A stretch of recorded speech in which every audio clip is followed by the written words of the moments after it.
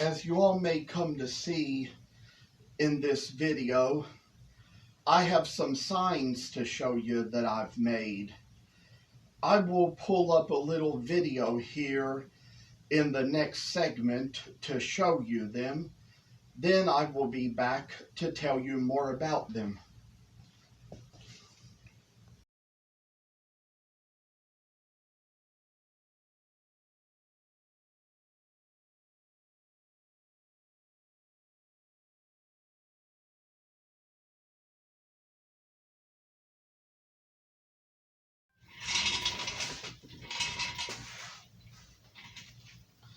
What I would like to share with you all about the signs you just saw is that it wasn't that many years ago that I saw something on Etsy that inspired me to make those signs.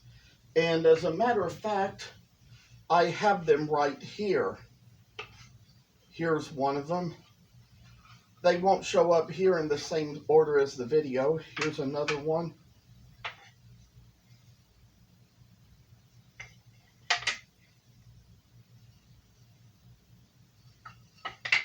And the thing about them is that it wasn't that many years ago, even after seeing that thing on Etsy, that I was inspired by it to make a few of these that I gave as a gift to a friend.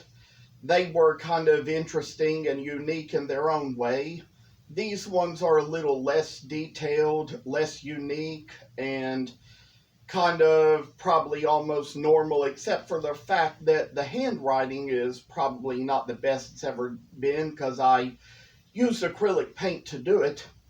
I'll probably discuss later how I got some constructive criticism from somebody online about what might make it better.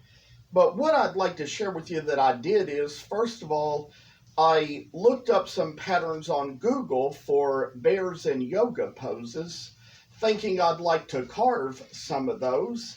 I actually did draw out a few patterns for some. I drew out the patterns on pieces of Kentucky coffee tree wood and made three-dimensional carvings of them. But then I decided that I would take the same patterns, and since I had these little thin boards of walnut and thin boards of maple, I decided that I would draw out the patterns on those boards and cut them out on a scroll saw, which I did. This was sometime before the shop was reconstructed, but decided to cut those out because since I had the patterns and the thin pieces of wood, thought it would be good for a future use. So while I was busy and at it, I went ahead and cut those out.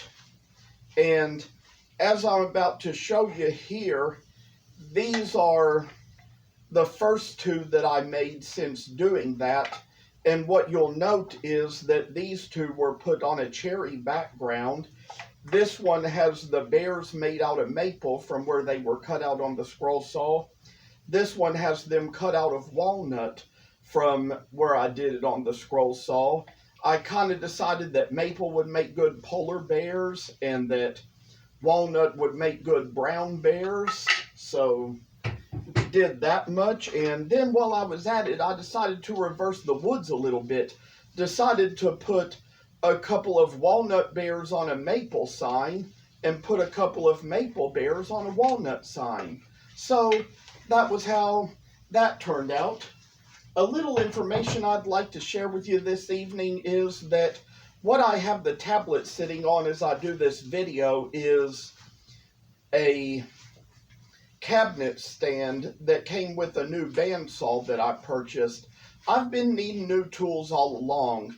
The thing of it is with the kind of work that I do on those scroll saws, they just wear and tear real easily. I probably put a little too much force on them, break a lot of blades, and just had maybe my 5th or 6th one in 10 years just die on me last week. So one thing is that I had a 9-inch bandsaw and I needed a bigger bandsaw in order to cut bigger pieces of wood like I had to make bigger projects from. So that was kind of the reason why at first I put the 9-inch bandsaw over here on the workbench and went out and purchased a 14-inch one that would be a little bit bigger and have its own stand, be a little more advanced, kind of could do a little more better, stronger work.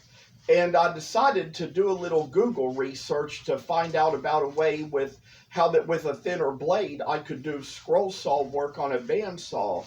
I found out there was a way, so I went out and purchased some blades that were the right length for the type of bandsaw that I had, the 9-inch one, and decided I was going to try to do a little scrolling on that and use my new bandsaw for bandsaw stuff. But what ended up happening was, with the older bandsaw, when I tried to go about putting a new blade on it, it turned out that the screw at the top that holds the wheel to the knob at the top, it's the threads on the screw started to wear away, even to the point where it wouldn't screw on at the beginning, and you had to screw it tighter for it to go all the way on, and I couldn't screw it loose enough to get the blade on the wheel without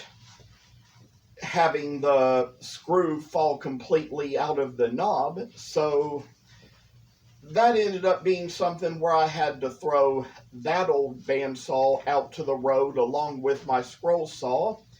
Thankfully, both have been picked up.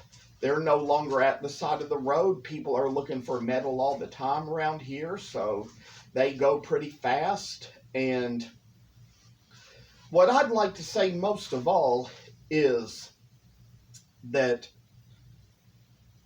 another thing I've been doing is I did a little research online to look for a cheap, basic type of bandsaw that would be good for starting scrolling work on, because I will be doing scrolling work on a bandsaw for the first time.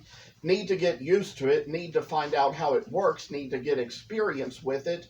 So I decided that I would start out with a cheap one.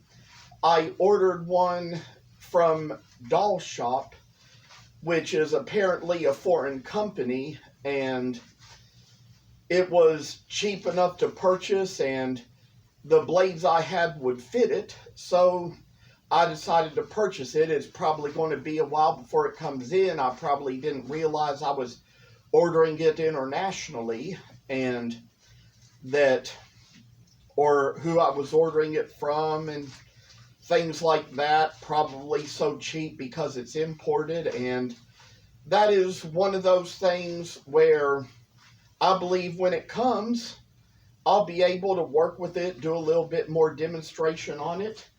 But just to let you all know that that's what I am moving to when it comes to scrolling. So that's what I wanted to say for today. Thank you very much for watching.